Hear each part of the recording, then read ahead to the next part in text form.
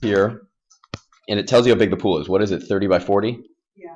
So it's 30 by 40. But then they say the boundary here, the purple, what's the area of that total going to be? 296. 296. You know, the area in here is 296 square feet, I think it is, right? So they want to know how wide can the strip be. So as the strip gets wider, the overall area is going to get larger. So you need to write an equation for what? What do you need to write an equation for? The area of what? The exterior, that strip around it, right? So what shape is overall this thing right here? Rectangle. It's a rectangle, right? It's a rectangle. It's not a parallelogram. Oh, you could do that and then take out the pool. Exactly. So you know this is a rectangle, right? You're trying to solve for the width of this thing, so you need to label this right here as your width. So do we know what that width is? No, we're solving for it, so we need to give it a name. What letter do we want to call it? W, right? So we know it's W, but it's a uniform width. So what does that mean about this distance right here? It's the same, and what's it over here? The same. And what's it over here? The same. Okay, so if you want the area of this whole thing, if you wanted the area of this whole thing, you want length times width, right? What's the distance from here to here? What's the distance from there to there? The way I wrote it, I think, did I write it inverted? No, it's 40 plus what? 2W, exactly. And what's the distance going to be from here to here? 30 plus. 30 plus what? 2W. Exactly. 30 plus 2W. Because you're adding W on each end, right? So what's the overall area of the sidewalk and the pool? What's the overall area of the sidewalk and the pool? Exactly. Yes, times 40 plus 2W, exactly. But that's the area of the sidewalk. That's the area of the pool and the sidewalk, right? So pool and sidewalk. So if you wanted just the sidewalk, if you just wanted just the sidewalk, which I said W, what do you need to take away? This is too much, right? This is the whole thing. This is the pool and sidewalk, right? But we want an equation for just the area of the sidewalk. So what do we need to take away? Yes, Nick? Nick? Yes? The area of the pool, exactly, right? So if we want area of just the sidewalk, that's going to be, if I could write a 30, I would. It would be 30 plus 2W times 40 plus 2W minus what? 40 times 30. 40 times 30. Because the area of the pool is right here. This is the area of the pool right there. So now, do we know what the area of the sidewalk is? It tells us what's the area of the sidewalk. In the problem, it tells us the area of the sidewalk is 296. So we have 296 is equal to 30 plus 2W times 40 plus 2W. And what's 40 times 30? 1,200. Yes. Now, is this a quadratic? Yes. Is it in standard form? No. Write it in standard form for me. Do that right now. Write that in standard form. Right up with. So 4W squared minus what? 140W? Isn't it plus 30 times 2? Plus, yeah, sorry. Plus 140W? Yeah, I have plus. Oh, okay. Sorry. Minus 296. Minus what? 296. What happened to the negative 1200? Well, it cancels with the other one. Oh, so it's just minus 296. Nice. And that equals 0, right? Do people agree with that? Does anybody agree with that? You can simplify that. Yeah, no, we're not done yet. Hold on. Is that correct? Yeah. Do people agree with that? Yeah, so what can you simplify, Jen? You can just divide everything by 4. Ah, it's nice when things are nicely divisible, isn't it? Can you divide 140 by 4? Yeah, it turns into 35. Nice. So you end up with W squared plus 35W minus what? 74. Oh, and for some reason I'm having trouble writing numbers. 74 equals 0, like that? Yeah. Is that a quadratic in standard form? Yay, we're kind of more comfortable now. That's nice. At this point, what do you try to do if you can? At least the leading coefficient is 1, right? Is this nicely factorable? Well, I would just check it. 74 is 2 and what? 37. Oh, so look, 2 and 37, can you form a 35 out of that? Yeah, so what is it? W plus 37 times W what? Equals 0. So W plus 37 equals 0, or what? W minus 2 is equal to 0. So W equals negative 37, or W equals what? 2. Now, W, it needs, which answer is obviously the one we need? Why? Kind of a negative width, right? Excellent, right there. And how could you check this? By plugging it back in. Yeah, you could plug it back into your original equation right here and just see if it comes out to be 0. And also you could just go back to the even further back to here and see if it's true right there. Does that sound reasonable for it to be 2 width? Yeah, it sounds reasonable. Okay, it's 4 inches less than twice the width, so it's 2W what? Minus 4. So I'm just writing down what they're telling me as I'm reading it. A square piece 2 inches on a side is cut from each corner. So you're cutting out 4 corners. 2 by 2, I think it says, right? Does it say 2 by 2? Just two. A square piece is 2 inches on the side. Yep, so that's correct. It's 2 by 2. 2 and 2 and 2 and 2. Sorry about the sloppiness of these corners. The sides are then turned up to form an uncovered box of volume 256 inches cubed. Find the length and width of the original piece of metal. Okay, so do you understand mechanically what's going on here? Look you see this right here? This right here is the base, and you're folding up. So that's a bad highlighter, sorry. So do you see, this is going to be the base of the box. So if you cut out those corners, this rectangle right here is going to fold up and be one side. This rectangle right here is going to be another side, and this is going to be another side, and this is going to be another side. So if you had a piece of paper right here, what's going to happen? This side's getting folded up, right? This side's getting folded up like this, right? So what do you end up with? Like a rectangle. A rectangular box, right? But the corners are cut off. The corners are cut off, right? So if I cut that out. So the point is, what's the height of this box? It's right there in front of you. The height of this box is 2. The height is 2. Does everybody agree with that? What's the area of a box? How do you find the area of a box? Length times width times height. It's length times width times height. Length times width times height. So the challenge here is you have to figure out what the length of the box is. So I have to be very careful. Let me not use the same letters here. The area of this box is the length of the box times the width of the box times the height of the box. What do we know the definite? One of those we just said we know the actual number of. Which one do we know? The height. We know the height. What is the height of this box? 2. We're not, hold on. Do this carefully. One sec. So we know the height of this box is 2. This L does not represent the length of the box. What does that length represent? Length of the original piece of paper. The length of the original sheet. Do you see why I'm trying to be really careful here? This is the W of the whole sheet, right? So what is L, the length of this box, going to be? This is the distance for L right here. That's L. Can anybody tell me what that's going to be? It's little l minus what? 4. It's a little l minus 4 because how much is taken away here? 2. How much is taken away here? 2. So how much is taken away from the whole thing, which we call L? 4. We've taken 2 and 2 away, so 4. I'm not sure where 7 came from. Okay, so what about capital W? Capital W is going to be this distance. Do you see that width right there I'm trying to highlight? It's hard to see. If that's W right there, capital W is going to be which W? Yeah, it's going to be the little one minus how much? Minus how much? 4. So how can we write this now? We take these and where do we put them? Right there. And we take this and we plug it where? Right there. Does it tell us what A is in this question? It tells you what that is. In the question it says the volume is going to be how much? Anybody have the question in front of them? 256. So let's plug in what we know. But isn't that the volume of the area? Correct, and that's what we're solving for, the volume. 256, it says right there, it says the volume is 256. So 256 is going to be little l minus 4 times w minus 4 times 2. Is that a quadratic? Yeah. Nope. Why? How many variables are in it? There's 2 variables in it, right? Have we dealt with solving anything with 2 variables? Yes, but we need a second equation, right? Do we have a second equation?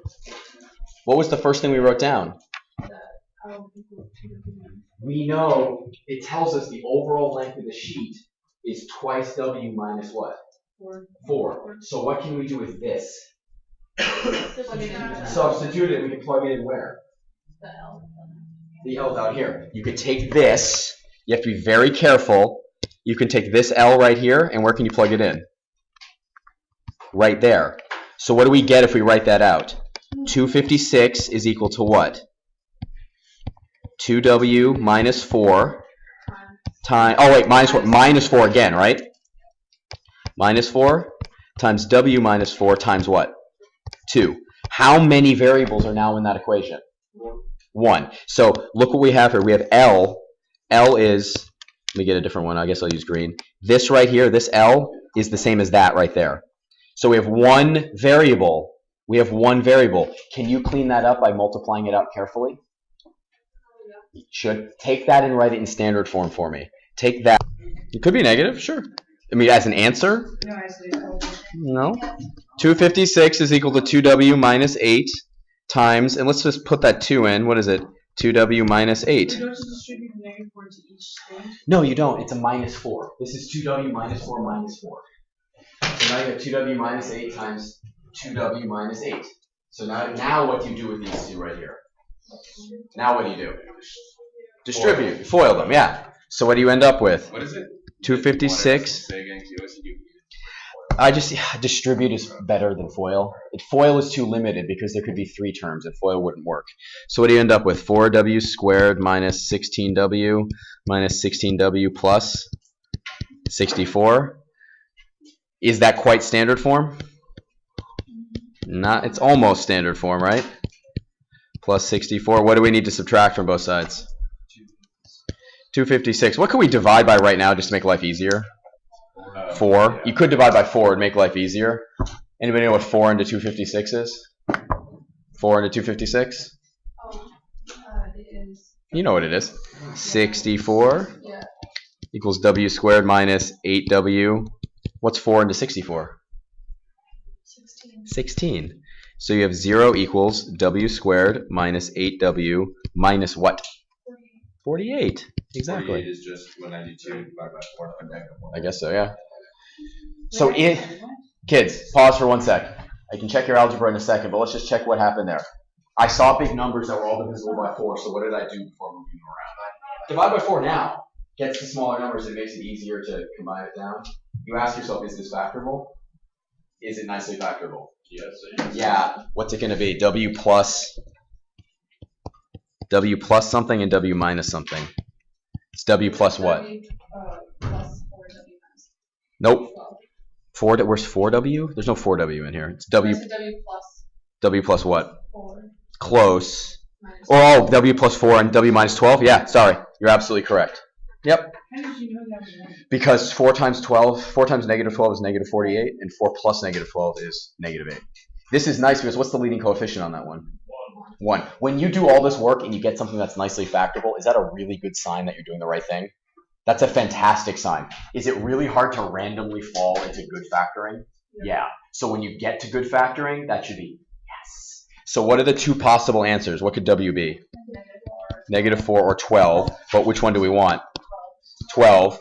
This question asks us for the length and the width. So if that's the width, what's the relationship we came up with at the beginning? the L. Sorry, that's too big. Sorry. Up here. L is equal to 2W minus 4. So we know that L is equal to 2W minus 4. So L is equal to 2 times 12 minus 4. 24 minus 4 is 20. Exactly. So you have 12 by 20. Like that? So you have P squared is equal to KL over G. So GP squared is equal to KL. So what does L equal? Divide by K. Done. Put everything away except the pencil. You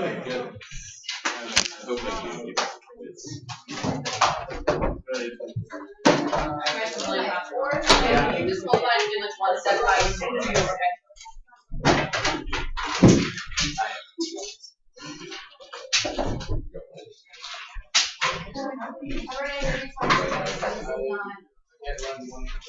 Oh wow, I guess it is that period. It was very testing. Yeah.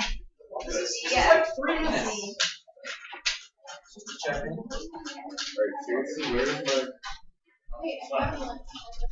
Oh, you already got one. It's not, Look, but I actually found out have that it's less. I'll give you one. Okay, you can begin. Go. Tomorrow is Quiet. No. Oh, and the one thing I want to say, you really, really, really should make a chart, please.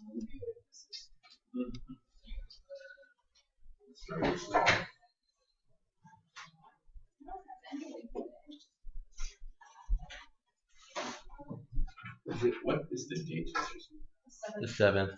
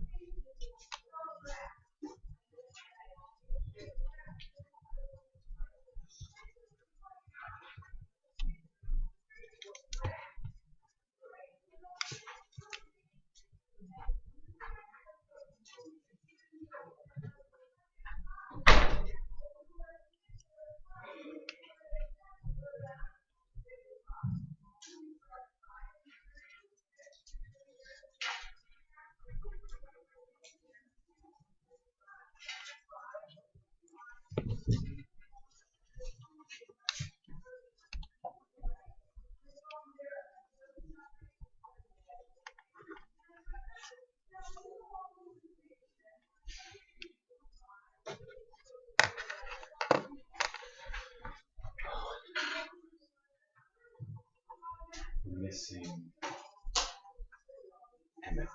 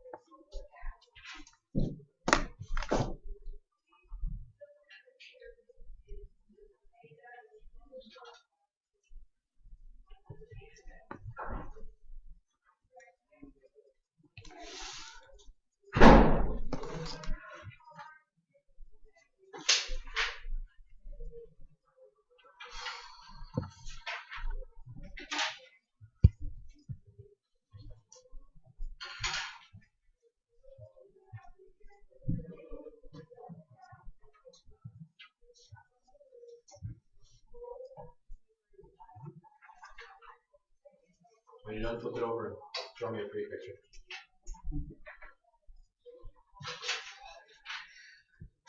Okay, so about 1 minute.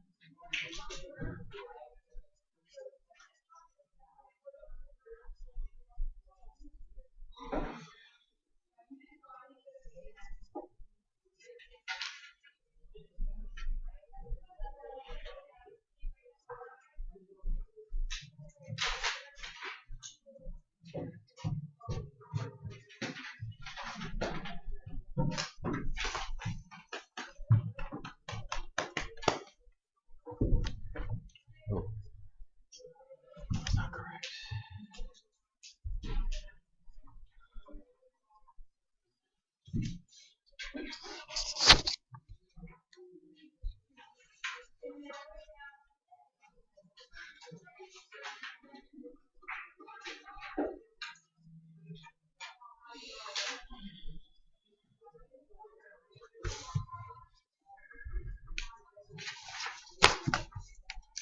Okay, guys, finish up.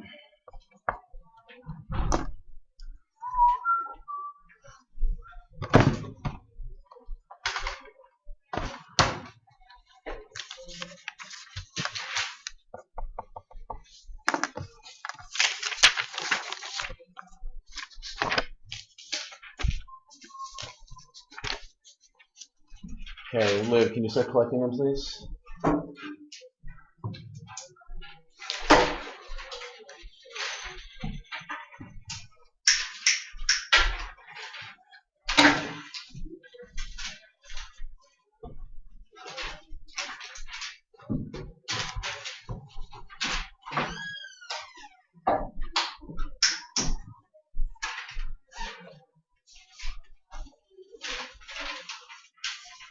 We don't want that machine.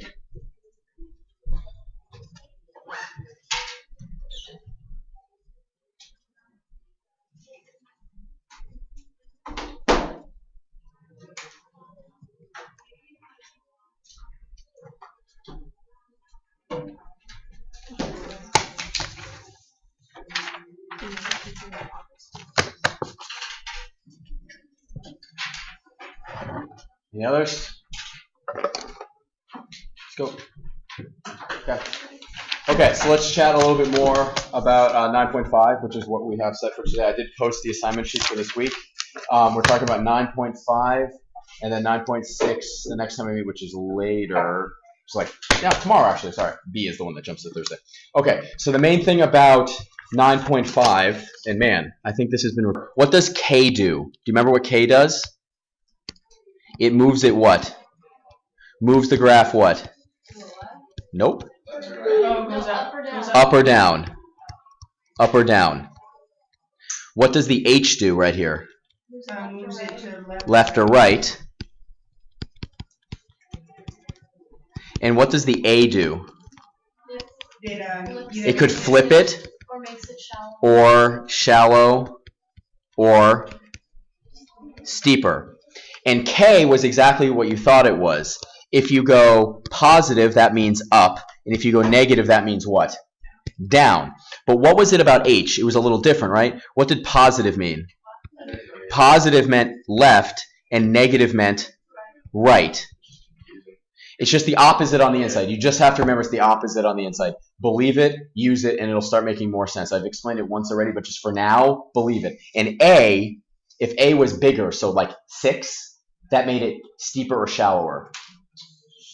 Steeper. It stretches it vertically. So if it's 6, it's going to be 6 times steeper, right? But if it's a half, it's going to be half as steep, so that's shallower. It's wider. Did you say narrower or wider? No, we're going to say steeper or shallow. That's what I've decided. Accept it. So for example, what does this mean right here? If I said you have a quadratic f of x, and I said y is equal to f of x minus 2 plus 3. So f is a quadratic. If you had the graph of f, what does the minus 2 and the plus 3, what does that mean? It means it to the right 2 and up 3. So if you had a graph of f, you would move it right 2 and up 3. You would move it right 2 and up 3. Exactly. What happens if I said y equals 2 times f of x? What does that mean? It's going to be twice as what? That would be Twice as steep. Exactly. It stretches it vertically. It doubles all the y values. So if you double a y value, what does that mean? It's going to get steeper. What happens if I said y equals 1/3 f of x? What does that mean? It's hard to really steep. 1/3 is, you have to say 1/3 is steep. You could say this is 3 times shallower. It's a little challenging. You have to be careful. But basically, this means flatter, right? What happens to all the y values in this one? They get shorter or taller? Shorter, because you're multiplying by 1/3. Nick, if I multiply your height by 1/3, do you get shorter or taller? Shorter. So if you multiply a function by 1/3, does it get shorter or taller? Shorter. Exactly, it gets shorter. So what do you mean, like? Shorter. If you are this tall and I multiply your y values by 1/3, do you go up or down? Down. So you get shorter. It's getting wide. It's going to look wider. It's going to look wider. Exactly. It's going to look wider. So if I just said, sorry, y equals x squared, what's the vertex? Can someone help him out? What's the vertex? Yeah, no, I don't get any help. You should know this just automatically. No, it's got to be a 0. It's got to be the lowest point. It's the origin. The vertex is 0, 0. So if I said y equals x plus 2 squared minus 4, can someone tell me what the vertex of this is? Careful. Nick, what is it? It's gonna be Careful. Ready? oh, It's to the which way? Left or right? No. It's not to the right. To the left. So what's the vertex going to be? And down forward. Yes. Right? So what's the vertex going to be? You started at 0, 0. Exactly. The vertex there is -2, -4 because it went left 2 and down 4. It went left 2 and it went Why would it go down left 4. two? Once again, it goes left because you are doing that +2 before it gets put into the function. So plugging 4 into that function is the same thing as if you just had 6 in an unmoved one. It moves it 2 to the left. This is something that I can just say over and over again, and you just have to believe for now, okay? All I need you to remember right now is inside the parentheses is the opposite direction you think it's going to go in. Just believe it for now. That's the best way you can be comfortable with this. So if it was negative, it was x. Correct. It should be to the right. To the right, exactly. Mar, what's you started with y equals x squared, and you turned it into this. Is that graph being moved up or down or left or right at all? No. What do you mean down? It's going to be what? It's going to be, it's going to open down, right? And is it going to be shallower or steeper? Shallower because it's between 0 and 1. Right? So that negative sign, what did that negative sign do? Flipped it over what axis? It flipped it over the x-axis. So if you just started with y equals x squared, what does y equals x squared looks like? What's the vertex on that? 0, 0. So it goes like this, right? It goes like this. You with me so far? But then, if you want to translate it into y equals 1/2 x squared, what's that one going to look like? What happens to all the y values? They get cut in what? Half. So instead of 1, 1, it's going to be 1, 1/2. And what's 2 squared? What's half of 4? So it makes it wider. You see how it made it wider like this? But there's one last thing we have to do. What's the last thing we have to do? We have to then flip it into y equals 1/2 x squared, negative 1/2. So what's the only thing that happens? All of the y values become negative. So 0, 0 stays the same, but then it's here and there, here and there. When you say Hold on one sec. You flip it. So what did we do? We made it shallower. We took all the y values and we made them half, right? We took all the y. Did the x values change? No, just the y values. And then what did we do last? We flipped it over. Could we have flipped it and then made it shallower? This one, what did we do here? We made it shallower, right? And then what did we do? And then we flipped it. Could we have flipped it and then made it shallower? Yes, you would have ended up in the same spot. So again, the negative flips it over the x-axis, and the 1/2 flattens it out. It makes it wider. It makes it wider because it takes all the y values, and what does it do? Halves them. So like, for example, one of these points, what's this point? That's 2, 4, right? Because 2 squared is 4. But what did that point become when we have the y value? 2, 2. And then when you flipped it over, what point did it become? 2, negative 2. Did the x values ever change? No, the x value never changed because in this function, is it moving left, right, up, or down? No, it's not moving left or right. So that's a relatively straightforward one. Yes, Mar? What are the 3 transformations? Can someone tell me what's one of the moves we have to make? Can someone tell me one of them? Connor, what's one of them? +4. Yeah, what does that do? It's going to be moving up 4. Up 4. Can someone tell me one of the other ones? I have a question. Left, no questions. At left 3. And then there's, what's the last thing you have to do? Someone new, someone who hasn't spoken yet. Hannah, what's one other thing? So it makes it flip over x-axis, right? And it's going to be twice as steep. So could you do this step by step? Yes. So you start with y equals x squared, then move it what? Up 4, and then move it left 3, and then flip it over. Well, I'm going to delete x-axis or flip it over, and then you make it twice as steep. Are we actually going to have to draw? Not all 4 of them, no. You're not going to have to draw all 4, but let's just do it out here. Where does the vertex start? What's the original vertex? 0, 0. So we started here. That's the vertex. How far up does it go? So it goes up to 4, and then where does it go? So here's the new vertex, right? Does this thing go up or down? No. Well, right now it's up. No, right now, but let's say if we did all of them. At the end, is it going to go up or down? Down. But is it going to be the regular parabola, Mar? Or is it going to be twice as steep? Twice as steep. So instead of going over 1 and down 1, it's going to go over 1 and down how many? 2. It's twice as steep. So the points, instead of going over 1 and down 1, it's going to go over 1 and down 2. And instead of going over back 2 and down 4, because what's 2 squared? 4. Instead of going back 2 and down 4, you're going to go back 2 and down how much? If you double it, it's going to go down how much? 8, because it's twice as steep. What I mean by this, everybody, what's the regular upside down parabola going to look like? It's going to look like this, here and there, here and there. You see this is the regular upside down parabola? That represents right there y equals x negative x plus 3 squared plus 4. But what's missing? The 2. That represents negative x plus 3 squared plus 2. But what do you need to do to that parabola? It needs to be steeper. So what do? You just stretch it out by 2. So instead of here, it goes to there. Instead of here, it goes to 4. Like right. Move it over 2.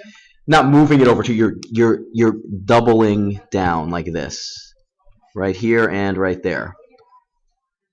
What I recommend you do, and this is where it's going to be really important. So if you're not looking up right now and looking at me, you need to. I'm going to explain something very important to you right now, everybody. This is huge. There are basically 3 different types of things you did here.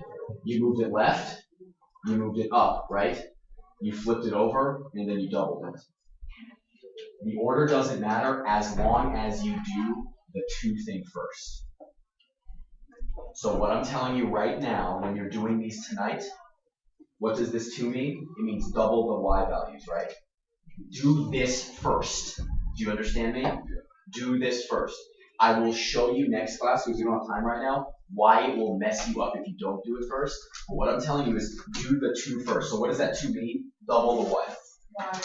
Double the y values, then move it left, then move it up, and then flip it over.